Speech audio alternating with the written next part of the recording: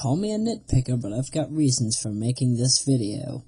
Now you might notice that my music sounds a bit different than what other people tend to hear because I use a different audio system than most people. As I've mentioned before, I use Virtual DJ in order to enhance all of the audio that I ever do. Now, what most people really don't know too much about Virtual DJ, at least if they're beginners, is that this application works possibly far more better than any other audio application you'll ever have. If you have the version 6 or 7, you'll be all set. Now, what I'm used to hearing is not what all of you out there are used to hearing. And that goes for pitch. Tempo, it doesn't really ever matter. But it's always got to sound rich and in somewhat HD. Which is where a few gadgets come in hand. Now, when you get Virtual DJ right off the bat, you get a, what is this? An effect? An audio effect, right. You get this audio effect known as the DSP phaser, made by Atom FX. It basically enables a phaser effect. Now, I actually have this phaser set in a way where the audio can't change, in layman's terms, if you have the length set to 0. And then what you have to do is you have to mess around with strength, stages, length, depth, steps, and the LFO2 bar. You never usually need to deal with LFO2, only if you have LFO2 in your system. For me, I don't have it, so I don't need it.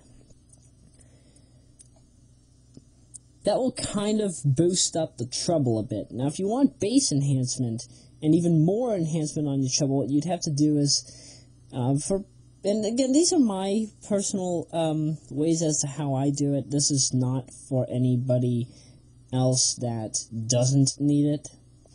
So again, this is just me showing off an example. So in order to do more bass enhancement and more treble enhancement, I've been noticing what I have to do is, like in the master section, like in using the normal theme, what I intentionally have to do is I have to have the high volume bar set to maximum, the medium bar set to 270 degrees. 270 degrees meaning that the little black bar on the whatever you call it, the little rotary thing you call it, I'm not even sure what it's called. Let's just say the second volume switch. You have to make sure that's set to 270 degrees so the little black stick is facing left. And the low bar you don't deal with at all. Low volume you don't deal with at all, because if you do, either you'll get way too much bass or way too little. And as well as pitch and tempo goes, you don't really have to do much. Just set your pitch to 1.8. It doesn't matter what your key is or your tempo, but as long as it's at 1.8.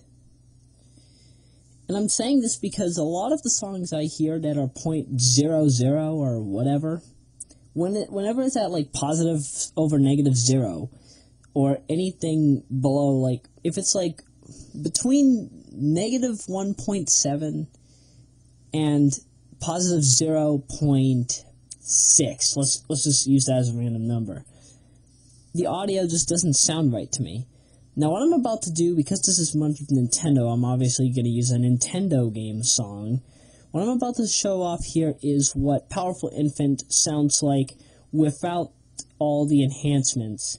And then I'm going to show off what it's going to sound like with the enhancements, so you can sort of get a bit of a feel as to what I'm going with here. I just want to show this off because not a lot of people know why I play the music in the way that I do. Not a lot of people understand how I mix. In fact, I'm like one of the only people in the world that do this. No, literally, I'm one of the only people in the world that do this. You're thankful to have me as a mixer. But I digress. Let's hear some music.